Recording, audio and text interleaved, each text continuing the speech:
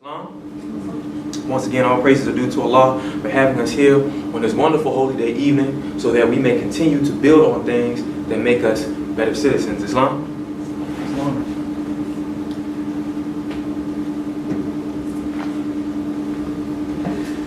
Before we go on into our announcements, I want to read a passage in part from our most holy Quran.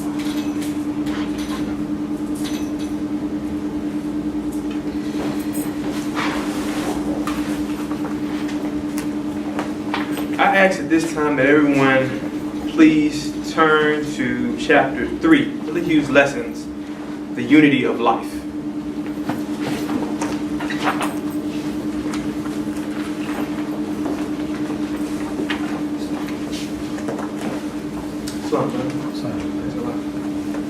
Again, we're on chapter 3 of our most holy Quran, Elihu's lessons, unity of life. I'm here Islam when everybody gets there. Islam. Praise is due to Allah. That's more holy Quran.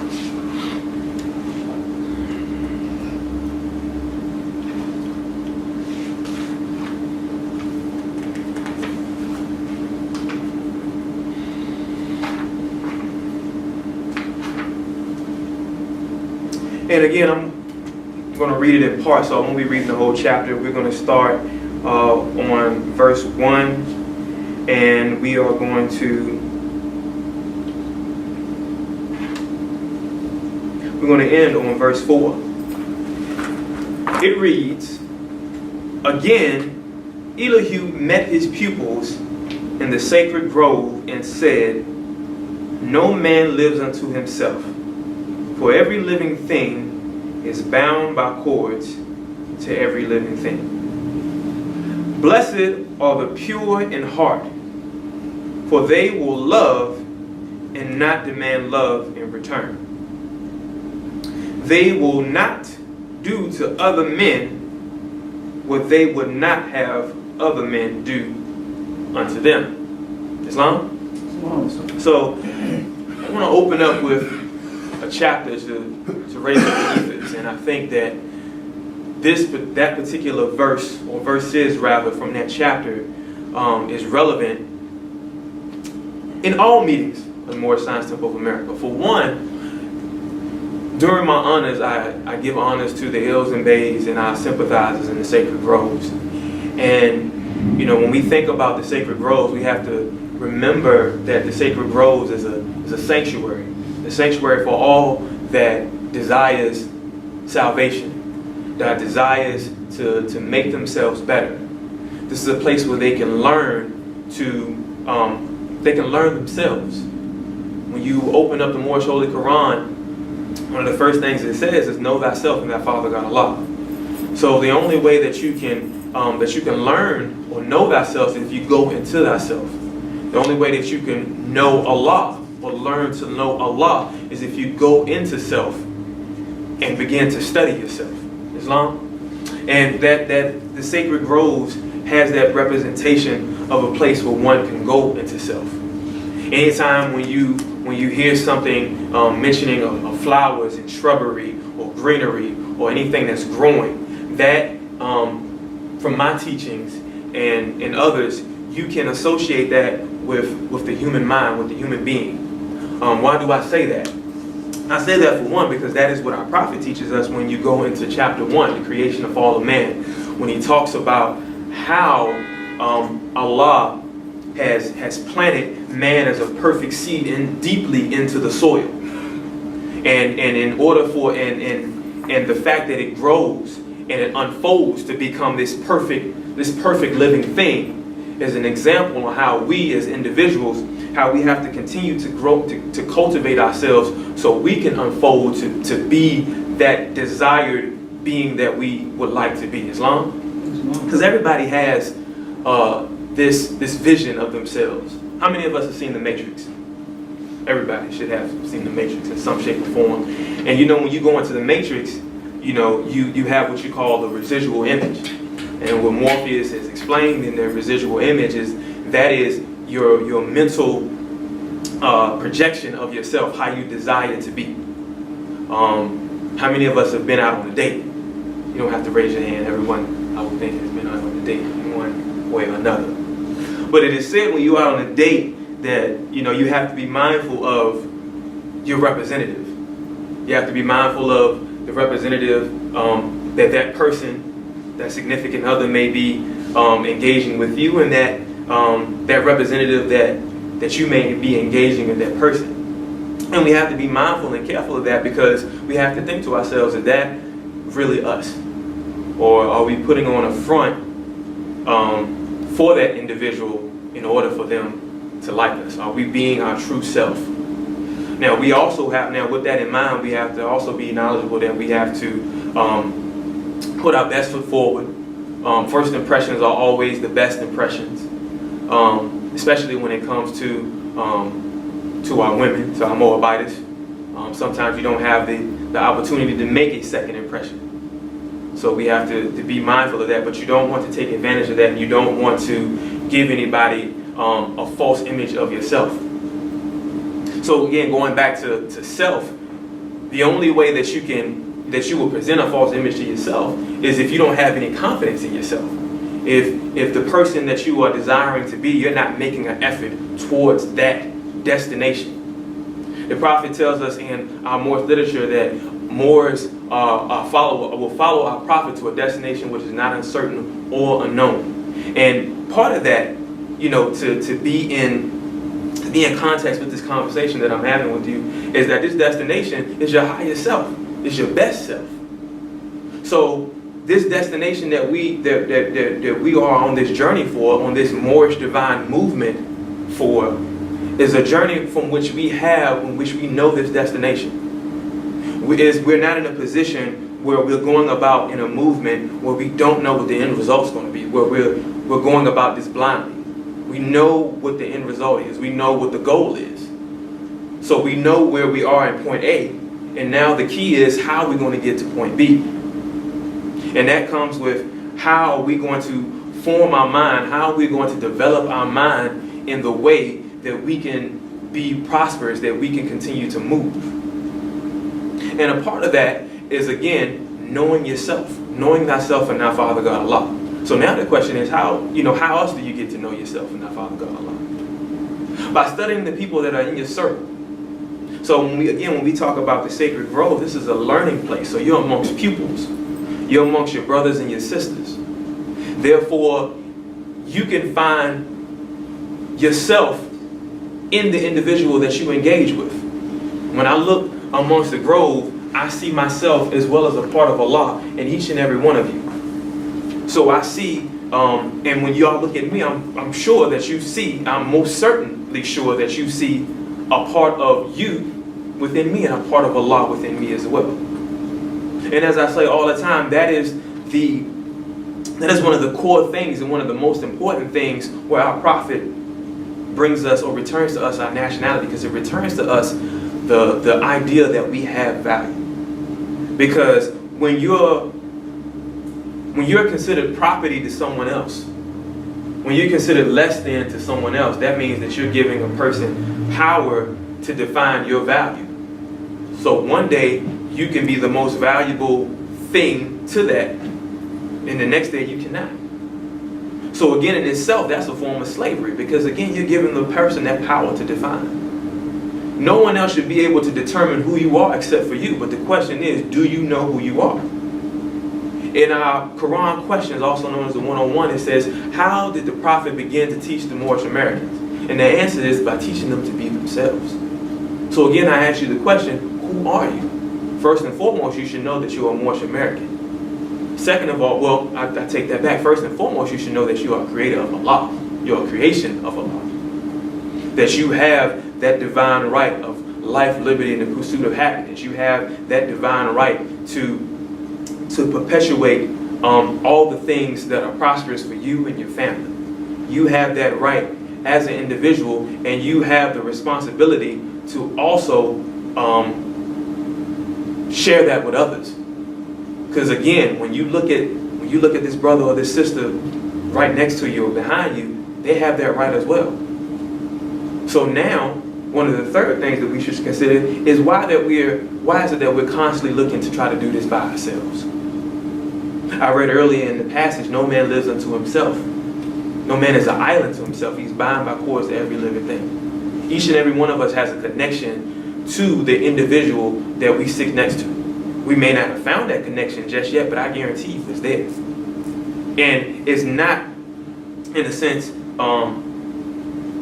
well, let me say this. It's something that we can definitely learn from each other. But we have to take the time to have compassion, to not look at that person with preconceived notions of who they are, where they came from. Not saying that you should be mindful of your surroundings. We all should be mindful of their surroundings. But as we read on early, or as I will demonstrate early on or later on in our meeting, it's important for us to not expect evil from no one, because that is a preconceived notion, and our prophet tells us to learn to love instead of hate. I also read in this passage in chapter 3 that when he talks about purity. So again, love cannot pave the way without purity. Love cannot be present without purity paving the way. So when we talk about purity, we're talking about, having an indefinite mindset of who you are and what you're looking to do and what you represent. When you proclaimed your nationality, you proclaimed yourself as a Moorish American Muslim. So at that moment, you have enabled yourself the power to define who you are. And defining who you are bound to certain rights and responsibilities as citizens and members of the Moorish Science Temple of America and citizens of the United States of America. Islam? Are y'all following me what I'm saying? I know I'm saying a whole lot, but I want y'all to get to thinking, because these meetings are, yes, in a sense, feel-good sessions, but we don't want to be in a position where I call it buyer's remorse, where when you separate into the world, or when you come into this sanctuary, to this form of salvation or these shores of salvation, you feel good for that moment. But when you go out into the world, it's back to the weight of the world being on your shoulder, to the cares of the world. Looking at this, and I've been, for the past 3 weeks, I've been using this example. But the waters and the shores are represented by the cares of the world. And then we see our prophet taking humanity, from out of the cares of the world, and she is unconscious. So we can think to ourselves, somewhere along the line, she was out there in the cares of the world. She was out there in the shores of the cares of the world, and either one or two things happened. When she got to the cares of the world, she ended up drowning because she didn't know how to swim, or for a time she could only, hold herself above water for only some time before she began to lose her stroke and to lose her ability to swim and keep above water. So the prophet is bringing her to the shores of salvation, for one, to revive her. So again, when we talk about, being in these sacred groves or these sacred gardens, how many of us have been to a grove or a garden? There's a garden, a botanical garden in Atlanta, and when you look at all of the flowers and roses and plants, they're all lively, they're all colorful. There's very few of them, if any, that are withered, that are down, that are so on and so forth.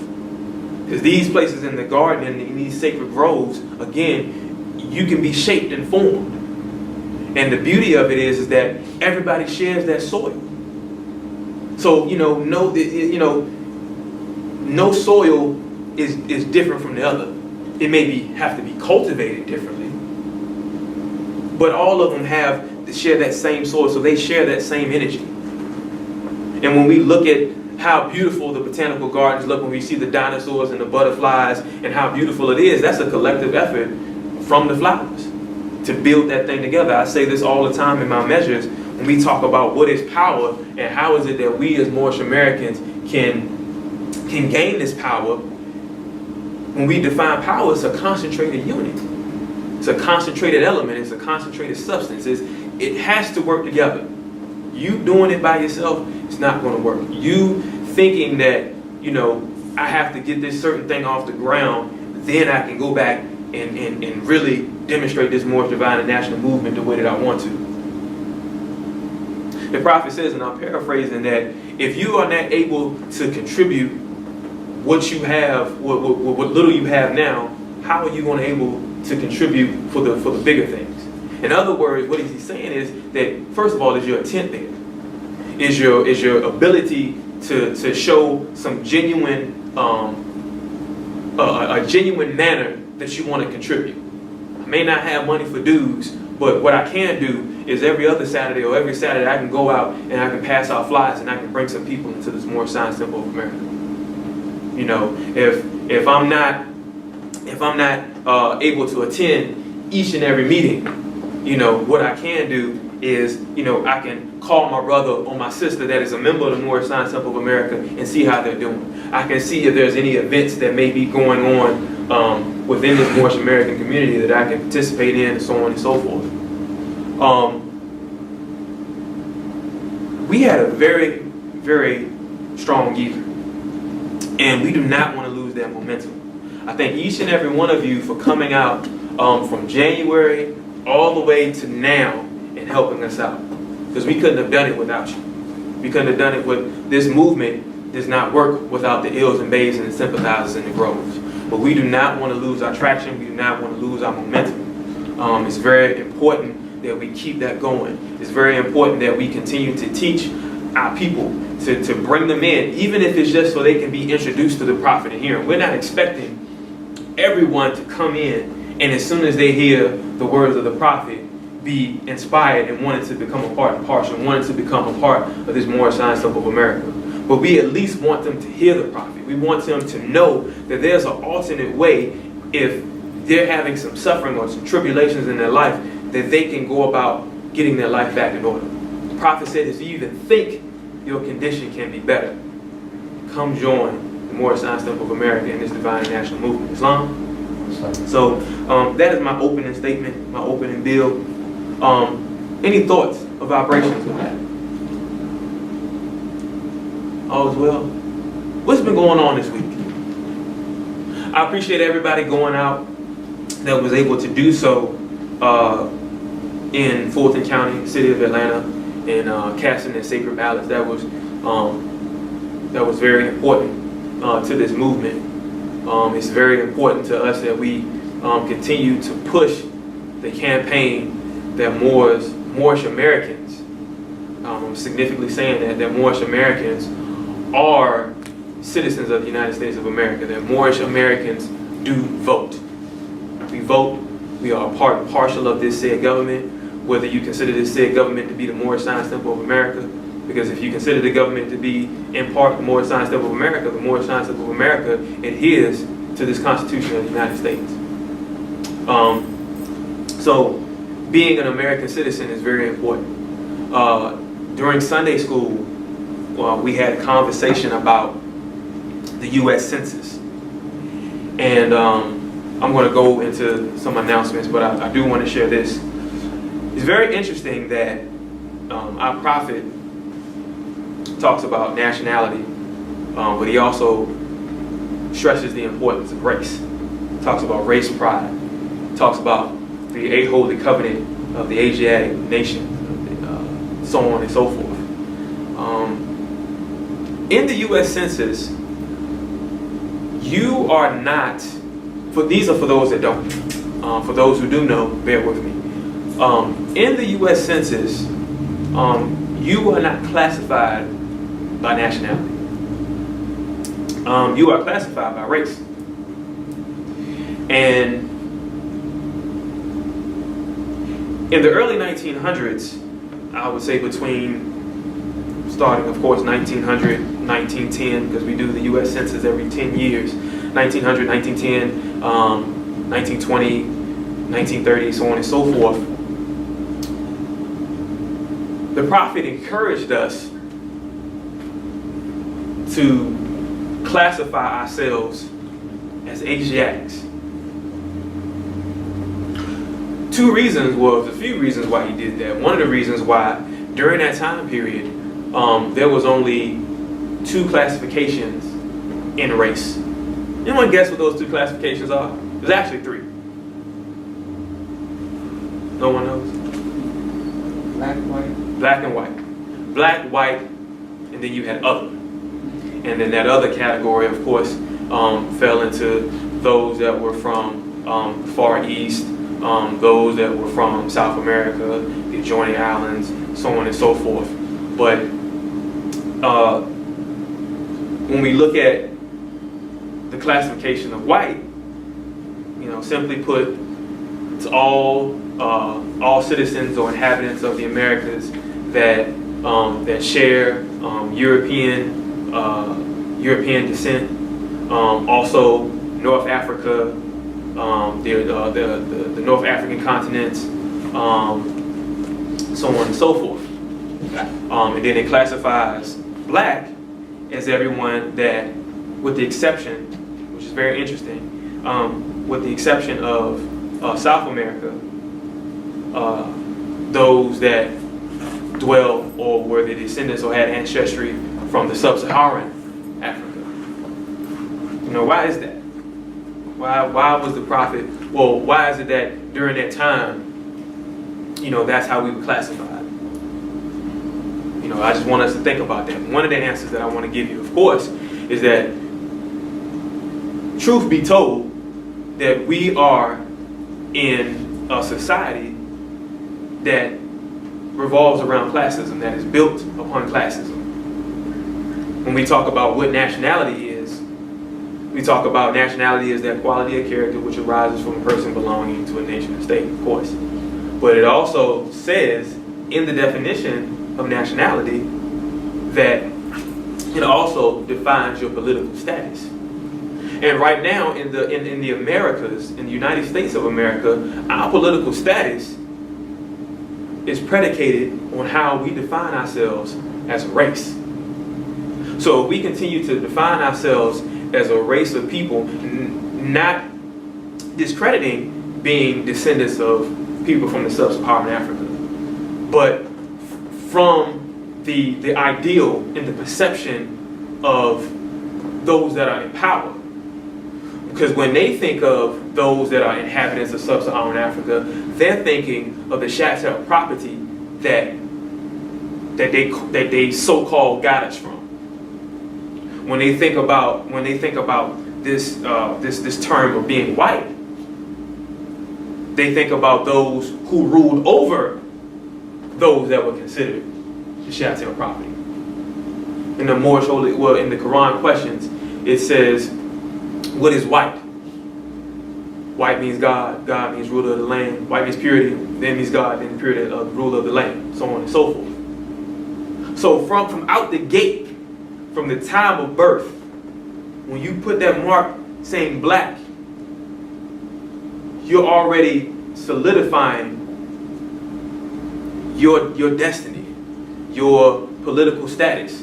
That political status carries on throughout generations. Why am I saying all this? I'm saying all this because it is very important for us to be active in the next 3 years of promoting this census. Because if we continue to say that we're Moors and we're Moorish Americans and our nationality is Moorish American, but we are not making an effort to get a classification of race as Asiatic as documented, then what they're going to do is say, okay, well, you're Moorish Americans. Moorish Americans are the descendants of the ancient Moabites who inhabited the northwestern and southwestern shores of Africa. All right, so they're still going to classify you as black. They're still going to classify you as those that come from the sub-Saharan Africa. Yes, sir. Islam. Since you touched on that, black is considered under the Constitution. They don't even recognize you're not even a U.S. citizen. I posted it up. It was in Sanford versus I forget the case. Sanford, but they don't recognize that. So you're not a U.S. citizen. So, absolutely. Yeah. And so go ahead. When they put it on applications and stuff, and that's the reason why so-called black folks having the issues that they having today, because the cops are getting away with murder and all that, because you're not. If I may, brother, I understand where you're going with that. So I want to address the first thing. The first thing, when you talk about how in the Constitution blacks are not recognized as citizens. Yeah. You know, as many people want to debate and argue about, you know, the Honorable Martin Luther King and the Civil Rights Act. You know, it's very important that, you know, that we give honors to that brother, because without that brother, you know, we wouldn't have the ability to be in the position that we are now. Because he, you know, being that he worked with the tools that he had, and some would say that, you know, that was intentional, you know, and that's up for debate, you know. But the key is that we have to acknowledge those who, in certain ways, whether it was for, you know, whether it was considered long-term or short-term or what have you, that they paved the way for us. So like you said, brother, when you're in a position where nobody is considering you to be a human being or to be an American citizen, what is it that you do? Because remember, before the Civil Rights Act, before Sanford, we had several opportunities. You know, after the quote unquote Emancipation Proclamation, you know, we had the Freedmen's Bureau.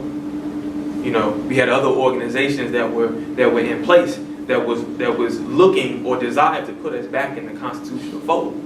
But time after time, we failed. We fell short.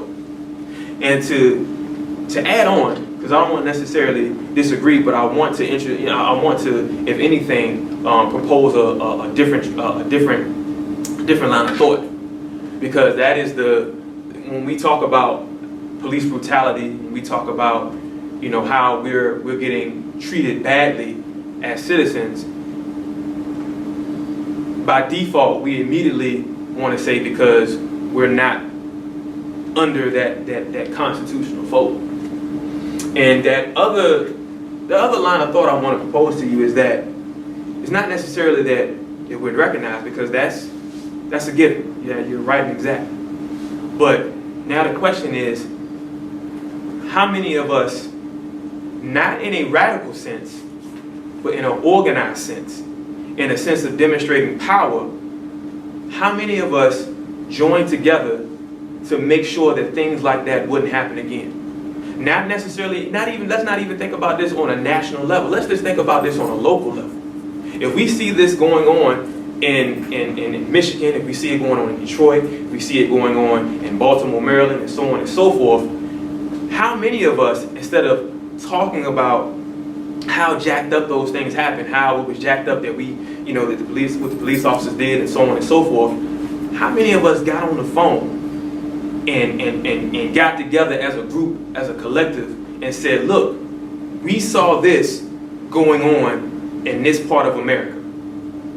Let's get together and organize and mobilize and make sure that this doesn't happen again. Because we have to remember that, granted, our prophet is returning to us our divine creed, our nationality and our divine creed. But we have to be sure that that still doesn't take away the power that we have as a collective. Go ahead, brother. I see you have a thought.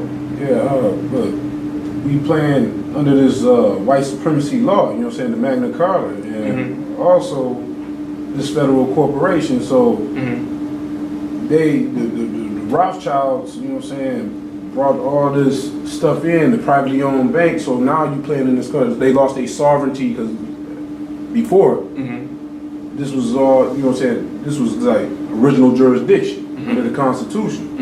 So now we got this issue because we playing in corporate America. So again, the question that I asked you, brother, is, with that being said, did they take away your power to get together with other individuals? No, they ain't take it, but it give you, if you think for yourself out here, back to where you were saying knowing self, you gonna claim your sovereignty and your nationality. Okay. So again, in order for us to do that, we still have to get together. Yeah, so did they take together? So again, did they take away that power for you to, as they say, form an assembly? Let's, you know, since we, you know. Well, they brought confusion, you know what I'm saying? I'm talking about for the sheep, you know what I'm saying, that's lost out here. They brought confusion and stuff, but my thing is a choice. You know what I'm saying? Either you gonna, you know, learn and build yourself up, you know what I'm saying, by the grace of Allah, or you just gonna be walking the zombie mode. But you know, a lot of these politicians, they part of the game. So, you know, we can sit here and say, oh yeah, we can come together, but they still working for these fake Jews. So how is that gonna blend in? You know what I'm saying? So now you're getting a whole bunch of contradictions and all that stuff. You know what I'm saying? That's what's going on. That's the reason why the world the way it is. We gotta take back, you know what I'm saying, you know, how it was original form. But we lost all that. You know what I'm saying? I ain't talking about, you know what I'm saying, as far as the power of coming together. We can all come together, but you know, if this person right here up on this level, he's being dictated.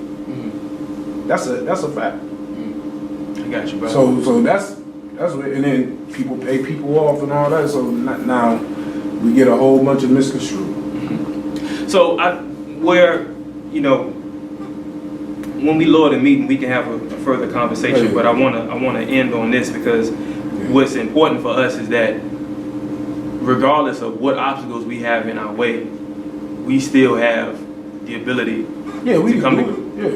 We still have the ability to come together and mobilize, and we still, and the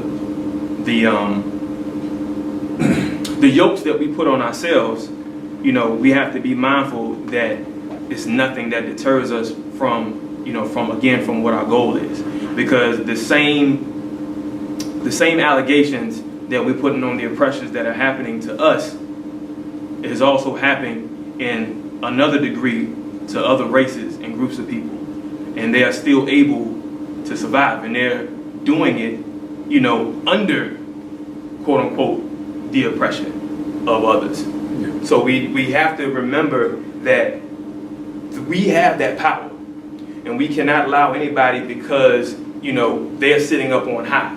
We can't allow the boogeyman to deter us from our goal. We can't allow the boogeyman to dictate how successful we're going to be, or put us in a position where we feel that it is futile for us to try to be successful. The reason that I'm saying all this again is because when we think about one of the examples is Stonecrest. Stonecrest, the majority of the people in Stonecrest, and if you're not familiar with Stonecrest, you actually used to be Lithonia. And because a group of Asiatics that probably, if I was to say, maybe 1 or 2% of them, they may have an El Obey. They may have a certain degree of knowledge, wisdom, and understanding. But let's just say, for the sake of argument, none of them have El Obeys. None of them have, they may not even been introduced to the Prophet. But they knew that there was something that they were being treated unfairly in the city of Lithonia, in that area. So what they decided to do, they wanted to come together, and they wanted to still become a part, but they wanted to form their own city. And that city is run, I would say, at least 95% by Asiatics, or so-called blacks. The reason that I'm saying that, brother, is because there's not that many excuses that can prevent us from going out there and doing what we need to do. Again, the Prophet told us that we have a destination that is not uncertain or unknown. So he's telling us that this destination is guaranteed. So now the question that you have for yourself is, how many of us believe, or have faith rather, that this destination is attainable, if it's tangible? Acting as a Moorish American. Not being someone else, not going off into your own version of what you think a Moor should be. Being a Moorish American, following the doctrine of our Prophet Noble Drew Ali by way of this Moorish Divine and National Movement, do you think that this destination, which is not uncertain or unknown, is attainable, or if it's tangible? Because if it's not, then you are in that belief stage because you're thinking perhaps this is true. And you're thinking that, okay, I'm going to ride with this for as long as I can, but as soon as something else comes, I'm going to jump off this wagon and go towards something else. Because being in this movement, we can't have people that are habitual fence jumpers. That is not the way to go. We can't have anybody that's going to jump on one wagon or go to another wagon. You know, we don't need that. We need people that are, if anything, on the steps or the degrees of belief and is striving to get on that degree of faith. Think to yourself, well, how many of us know what a degree is? Because when we go out into this Moorish America or this conscious community and we see these, we see a brother talking or demonstrating, we talk about, yeah, man, he giving them the degrees, he giving them degrees and so on and so forth. But what is a degree? The answer is, if you do not know, a degree is a level. When we look at somebody saying they're giving you a degree, they're giving you another level of understanding. So our prophet, within the Moorish Science Temple of America, he's giving us many degrees of understanding, but the foundation of it is belief, faith, and fruition. So he told us in order for us to achieve these, to get from this one step to this other step, to this degree, we have to follow the doctrine. We have to use the tools of the mind. And we have to be pure in that. That's another reason when we talk about pure. It cannot be unmixed. We can't mix Moorish science with something else. Or in other words, we can't mix the teachings of a prophet. I don't like using the term Moorish science for a reason. You can talk to me after we load the meeting. That's a different story. We can't mix the doctrine of the Moorish Science Temple of America with something else. We can't mix the teachings of our prophet, Noble Drew Ali, with the teachings of something else and expect for it to work. That's when we're talking about purity. If you want to look, I give honors to the members of the Moorish Science Temple of America, Temple number 11 in Philadelphia, because in my eyes, and I can only speak for Sheik Rashid, they are a genuine example of purity. Because their doctrine, they practice the doctrine of our prophet Noble Drew Ali 100%. And by way of them demonstrating that form of purity, love has an open path to lead the way. And they can teach that they can teach their people their divine creed and their nationality. But I digress. It's very important, family, that we remember who we are. It's very important that we utilize each other. I'm paraphrasing a phrase from our Honorable Marcus Mosiah Garvey. He said that when you find somebody in your circle, then hold on to them. Use them to the best of your ability, because our greatest asset is each other. Islam?